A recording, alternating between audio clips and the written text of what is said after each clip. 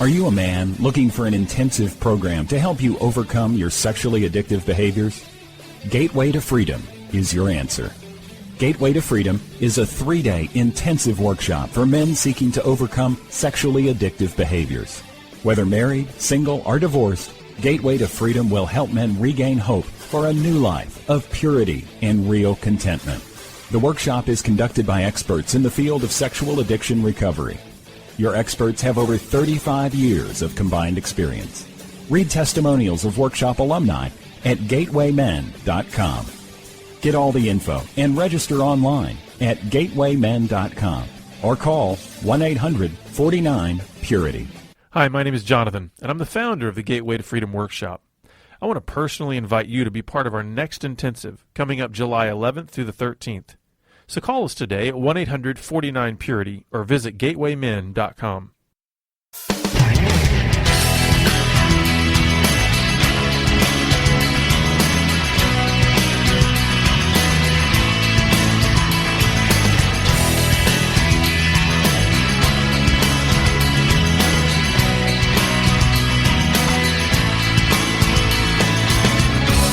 Welcome to Pure Sex Radio, training men, educating women. Are you ready to get real and start living each day in purity? This dynamic program is designed to educate, encourage, and equip listeners with the tools necessary for living a life of sexual purity. Pure Sex Radio brings you the best in mobile talk radio. Listen to real-life struggles, learn how to overcome lust, pornography, and sex addiction, and get serious about purity. Your hosts for Pure Sex Radio are Jonathan Doherty and Stephen Cervantes. Jonathan is the director of Be Broken Ministries and founder of the Gateway to Freedom Workshop for Men. Stephen is the founder of the Hope Counseling Center. Visit us online at puresexradio.com. And now, please welcome Jonathan and Stephen on Pure Sex Radio.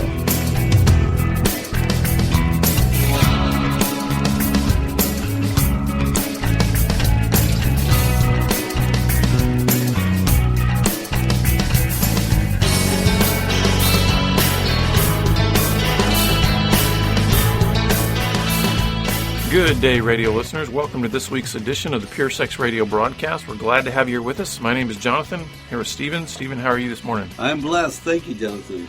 Good. Well, before we get started, folks, we wanted to let you know about our Gateway to Freedom workshop. We do these about 14 or 15 times during the year in various locations around the country. We do them in Texas, Pennsylvania, Oregon, Georgia, and now also in Colorado.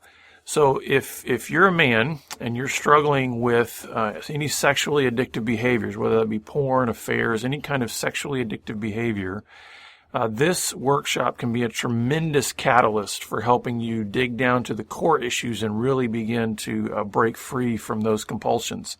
You can learn all about our Gateway to Freedom workshops and when they're coming to the various locations and how to register by simply going to the website gatewaymen.com. Again, that's gatewaymen.com. Or you can call us toll free at 1-800-49-PURITY to learn more about the Gateway to Freedom workshops.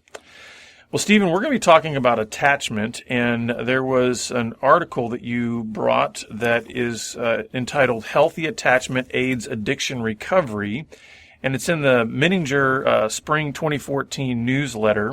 And the authors of this article are Michael Grote and John O'Neill.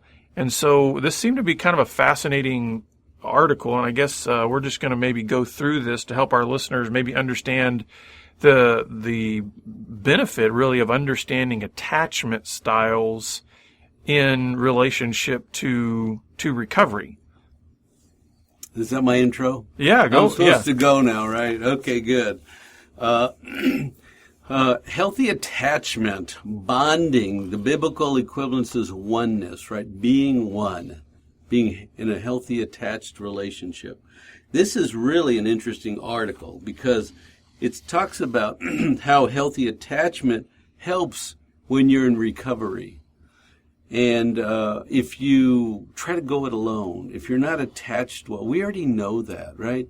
Most folks that have developed an addiction will just quietly do it alone. They'll do it by themselves. I mean, they'll do it when nobody's around. They'll practice their addiction, right? They're loners. And so this article has some just really insights. So I'm sort of setting the stage because I really think this is the problem below the problem. Because you and I started a conversation a minute ago, and somebody comes in and says, hey, I'm addicted. I got a problem with porn. I can't stop using. I'm on it 5 or 6 hours a day. Well, then we want to say, well, get a filter and start going to group. See a counselor. See a counselor. Read a book. Start a journal. Be honest with yourself. Start telling people. And those are all good things. There's nothing wrong with it. You should do those things, actually. But in my mind, you do all those right behavioral things first, and you hold them long enough until your brain matures enough and cleans up enough that you realize there's some other stuff deeper going on. Mm-hmm. And underneath it is oftentimes a traumatic event, difficult childhood, and poor bonding. And that's what we see when we look at these guys at a deeper level. Something happened. Their sexuality was woken up early. They were introduced to it. Somebody exposed them to some sexuality too early. And then poor bonding occurred also. Well, I remember years ago it might have been on the radio program, but I know it was at the very least in one of our intensive workshops, that you really kind of in your own journey in personally, but also in dealing with folks in counseling, you came and you basically said, hey, listen, this is really not, sexual addiction is really not a sexual thing. It's really a detachment disorder. Mm. And you kind of started exploring this, like you say, the problem behind the problem. Mm-hmm. And it really is amazing how well that fits. That when because have you met a sex addict yet that doesn't have an underlying sort of detachment issue relationally? It's even odd to hear you say that, because you go to find someone to be in relationship with, but you don't know how to be in relationship, and you don't really want to be in relationship, but you got to find somebody. Isn't that interesting the way you just said that? Because it's true. Yeah, and it's almost and this is what's so, I think, frustrating and difficult for people in relationship with sexual addicts or really any addict, is they feel like they are related to Jekyll and Hyde. That there's such a conflict in this person's being because there's a part of them that longs for intimacy, connection, closeness, oneness. And then there's this other part that says, get the heck away from me. I don't want to, you're getting too close. It's hurting, it's difficult. And that's the addict you're saying, right? They will, at the deep, they don't even know though sometimes. They're so busy doing behaviors and rituals that they don't know that they really need to be known and loved, and it's okay to get up close, right? So that's what this article is about. And that's really, I think, what we've concluded, right?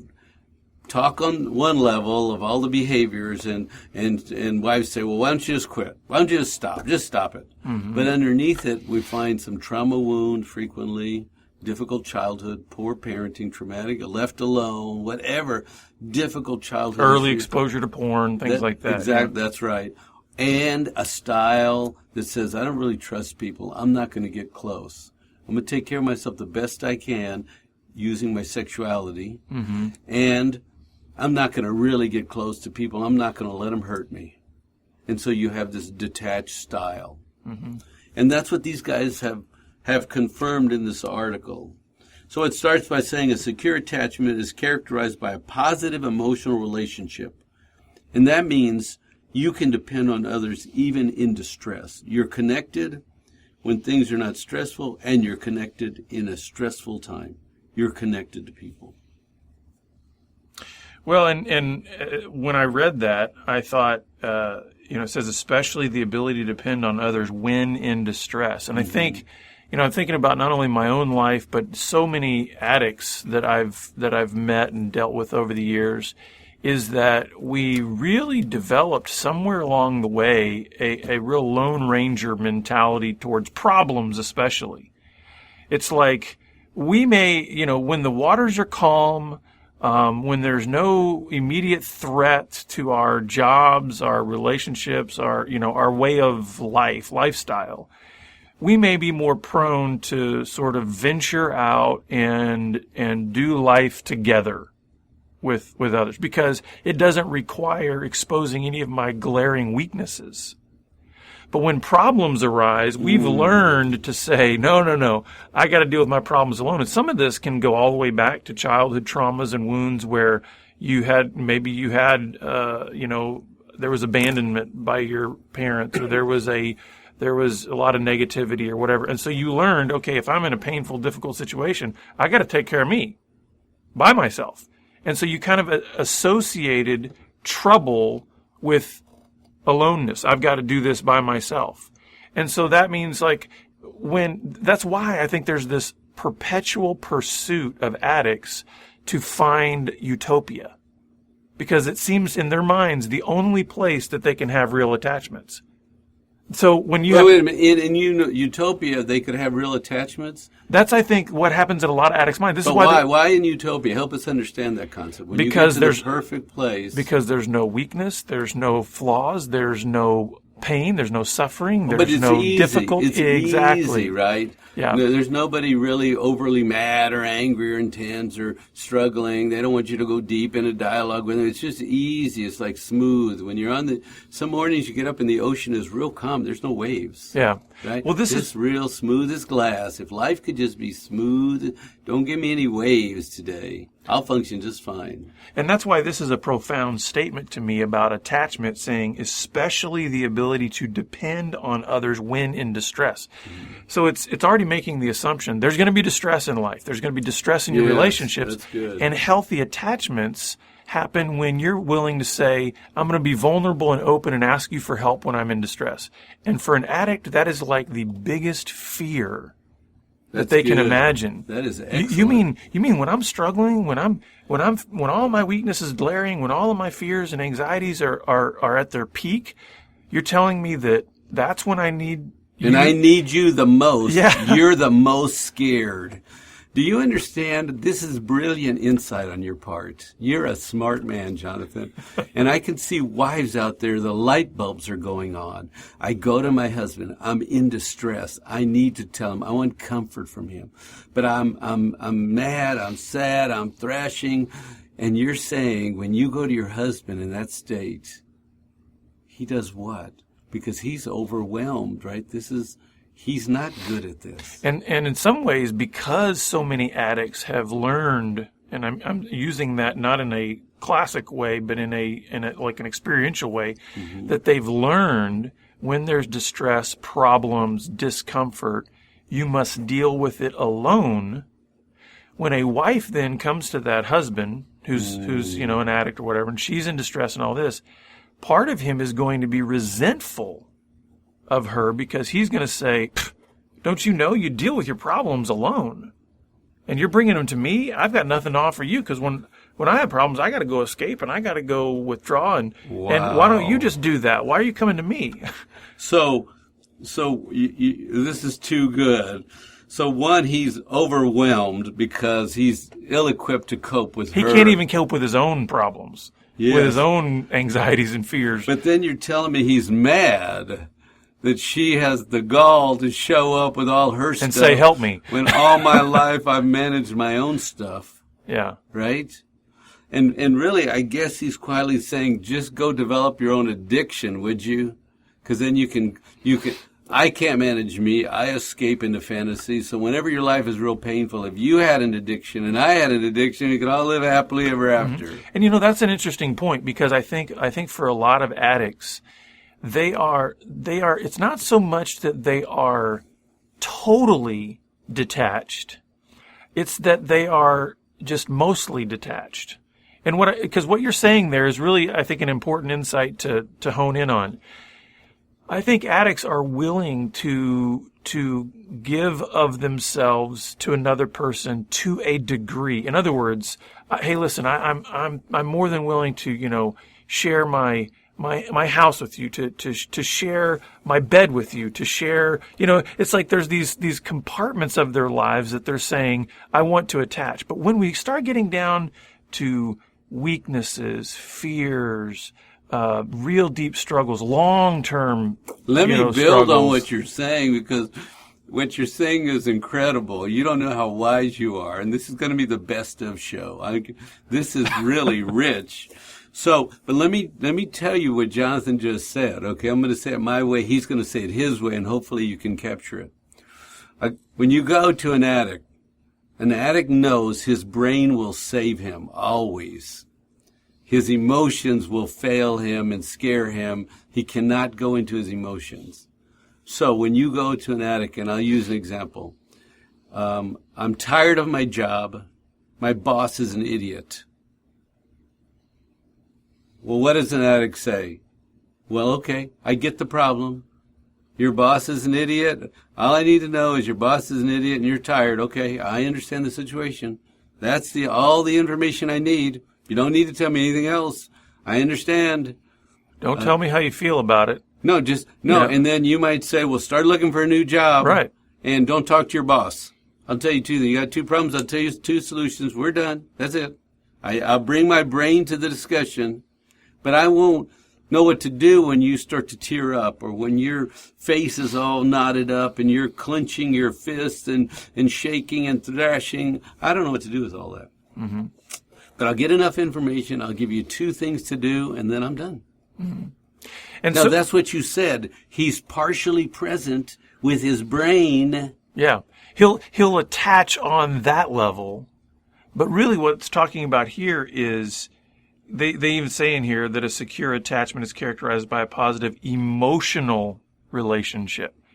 And that's many times where the addict is unwilling or maybe unable to attach. No, he can't. He's scared. He shut it down. He cannot do it. And this is what then becomes so frustrating on both sides of that relationship, both with the addict and those in relationship with him, is the addict gets frustrated because he knows he has such an inability to connect at an emotional level, and the wife is needing so badly for him to connect with her on an emotional level. Yes. And so then it just creates anger, frustration, hurt, and it just and that's Yes. where a lot of people get stuck. And these guys have this great insight, and I've been playing with this thought myself. And the way I've said it, I'm going to say it my way, and then I'm going to say it their way. The way I've said it to a man is, you're ignorant. And remind yourself that you're ignorant and you're missing something. Because if you don't know something, you can know something, right? You didn't know how to ride a bike, and you fell down, and you got up, and you fell down, and then you learned, right? If you don't know, you can know. So tell yourself you're ignorant. But I love the way these guys frame it. They frame it much more positively. They say these words, addicts don't have open-minded curiosity about emotions. They don't go, well, what's going on? Well, say more about that. I just have an open-minded, isn't this beautiful? I said to an addict, you're ignorant, and stay in and learn. But I love the way they say it. If an addict had open-minded curiosity, that's what's missing. And if he stops being curious about where's she going to go with her pain, and just let her go and just be curious about what this woman does with pain, if he just did open-minded curiosity, she would take him where she needed him to go, and they could bond in the moment, and she would be happy. But he has to stay in his head, get two pieces of information, gives her two solutions, and get out. Well, that's entirely too convicting, because I think you've been sneaking into some of my conversations over the years with my wife, because that really does. That pegs me, because I have a tendency. And I think any addict, really, kind of no matter how far along you are on the journey, these are deeply encoded tendencies that we have, like you said, to kind of kick things up into the head, or kick things up into whatever safe place we're willing to then attach with the other person. Mm-hmm. And so kind of my safe place is logic. Yes. And so it's easy for me, Elaine may come to me and she's bearing her heart. and I get the pieces of information that I can connect logically, begin forming an argument. In my mind, I'm thinking I'm helping her. Yes. I'm going to solve this because you're for going to tell her a couple of things to do. And next thing you know, she's like giving me the silent treatment. I'm thinking, what happened here? Right. And that's what you're talking about. I did not have open-minded curiosity on the emotional level. Of where she needed to go, right. And just follow and just ask questions. Because what she was bringing to me on the emotional level didn't connect with any of my logic. Right. I just simply dismissed it. Yes. Instead of going, I'm ignorant. I don't know, but I can whatever I don't know, I can know. And you just gave me a huge nugget, I think, that can help me in my communication with my wife, because I just realized I tend to shut off what doesn't make logical sense to me. And I can only imagine then what that would make her feel like is... Well, it makes us feel disconnected. You didn't connect. Yeah, that's exactly. right. And I'm trying to connect with you. And what do they say? I want to know your heart, right? Yeah. Why don't you? Well, I told you my head. No, just go with me on the journey. Mm-hmm. Now, let's learn from wives, okay? How do wives talk? Because if you listen to a wife on the phone...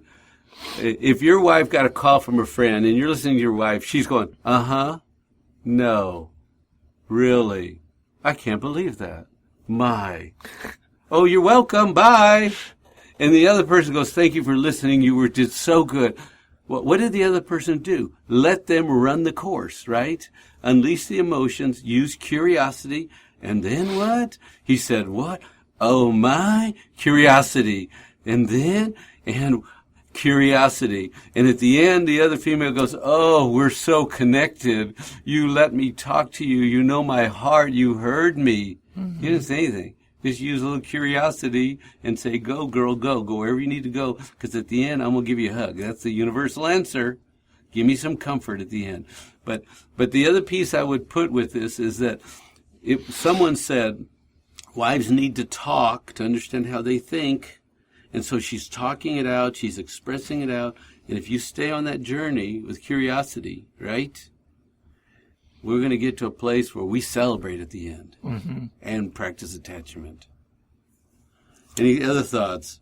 Because I think this is a great aha. The article is secondary. If it takes us 2 shows to go through this article, what you just put together was incredible. Because I think that's what guys are doing. And every guy out there is going, that's what I do. She comes to me to talk, and I give her 2 good ideas. Because you know what I did as a child? I had to figure it out, and I had to do something. Mm-hmm. And when I was alone, I had to do something. When I was neglected, I had to do something. And when I was abused, I tried to figure out what I was going to do. How was I going to do? I'm always thinking of what to do to protect myself, to be safe. If I can't do something, then I'm not going to be okay. But when you say go into my feelings, it's like, nobody helps me with order there. I don't get it. Yeah. And that's why I think there's so many relationships where there's a lot of, well, that doesn't make sense on both sides.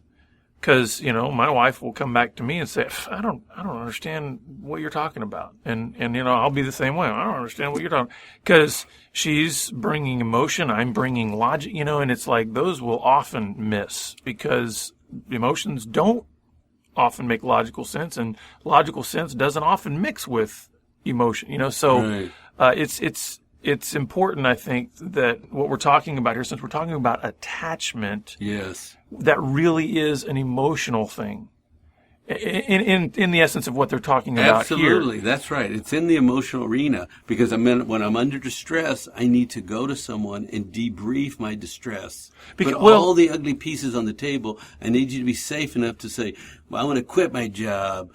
I hate my life. Don't panic. Don't panic. I mean here, I'm going to say ugly. Can you please see all my ugly? Yeah, but what I mean here is I think the reason I really wanted to point out the emotional side of it was because I think we can connect mentally, but the attachment, the way in which we kind of, if I can put it this way, sort of enmesh our lives together. Yes. Is but a very emotional thing. Can we cook pancakes together? Yes, we can connect and make bacon and eggs and pancakes, get the kids up and eat yes, we can do that, right? We can make life work. But go on and expand on what you're saying, but in an emotional level. It's that idea of, it's exactly what you were talking about. Do we feel like our heart, so to speak, is connected with this other person? No, but wait a minute. Not just our activity? Saying that? Is she saying that? I'm asking you from an addict standpoint, because she says, remember, I practice attaching all my life. I'm good at attaching, and I don't attach with you. But what we've learned is a lot of people that have spent their whole life trying to figure out things and emotionally shut down, right? Well, so the reason I'm saying that is because we can be connected on a lot of different levels and still feel detached. Yes. Because we can be connected in activities. We can be connected in, even sexually. We can be connected in our work. We can be connected with our kids. Yes, but develop the thought is what I'm asking you. But what I'm saying is there is a difference between having a bunch of these connections and having the emotion that says, I am bonded to this individual. You repeated that concept twice, but I need you to build on it, because you're exactly right. We can decide what kind of dog to have together and who's going to feed the dog. We can do all these activities, and we can figure out to save money or spend money, but we're not bonded. So what are you saying there? Because you've repeated that twice now. What are you saying? But we're not emotionally bonded. We're not emotionally connected, right? Right. The missing piece. But then can you develop that a little bit more? Because the wife is sitting out there going, yeah, tell me. I want him to Well, go. for that, you need Elaine on the program. No, but I'm saying to you, on the journey you've been on, right. What have you done then to enhance your own emotional development? Maybe this is personal, I don't know, but so far you've been pretty open on this radio show. Well, yeah, and that's just it. There's been ebbs and flows. There are seasons. There are seasons where I feel very connected to Elaine. There are seasons where I feel very disconnected, and I'm sure she feels the same way. And I think it has to do with exactly what we're talking about. How well am I listening with curiosity? Mm. Now the thing that's difficult for me is, and this is where I think I'm going to resonate with a lot of husbands out there, is that I may be going through a season where I feel very connected to Elaine. But I'm thinking of that from the perspective of, man, we had a really good month with the kids in terms of them, really being obedient, and we've been laughing together a lot. Elaine and I have been laughing together a lot. We've been having shared activities and blah, blah, blah. All the terrain, that calm ocean looks really good. Yeah, and I'm like, we're doing great. And then Elaine might say, man, are we okay? Because we're just not, I don't feel close to you. And I'm going, what? Because you're 10 markers. Yeah. Right? The money's going well. Kids' health is good. They're making good grades. We got clothes. They just grew 2 more inches. We got clothes. Right? And guess what? We didn't have any fights. And look, there's a lot of calm sea. So we're good. Mm-hmm. But she says, but if you didn't let me tell you about me, and you didn't hold this open curiosity, open-minded curiosity, if you didn't hold that, then I might still be over here feeling detached. And not only that, I think it's the other way too. It's not simply you didn't hear me. It's that I didn't hear you. In other words, I think a lot of wives out there would agree with this. It's like, yeah, my husband, I understand he doesn't really necessarily, he's not a good listener or whatever. I get that, but he's also not a good sharer of himself, of his own emotions. Himself, yeah. Because what happens, what happens out there when your wife says, hey, tell me how you're doing? You go, well, work's going well. I put oil in the car. My 10 indicators. I have a job. We paid the bills. The kids are fed. And you spend 10 minutes telling her that, and she's like, well, now really tell me how are you doing? And we get frustrated because we go, I just spent 10 minutes telling you how I'm doing, at least as best as I know how to tell you how I'm doing. And she's going for a different thing. Think about this. He's divided, right? He's into logic, right? In activity and busy and doing, right? That whole mindset. And he's going to get his 10 indicators of busy doing, and he's going to go, all my indicators look great. But if he's detached, right, mm-hmm. then she's still going to struggle because she wants more, right? And so it's a journey that he has to go on. Are we going to need to do another? I think okay, we're going to have to do another one. This is going to have to be called Breakthrough Program. Okay, this is just really good stuff. Listeners, we're out of time for this broadcast, but we look forward to having you back here next week on the Pure Sex Radio program. Pure Sex Radio is paid for by Be Broken Ministries. Visit us online at puresexradio.com.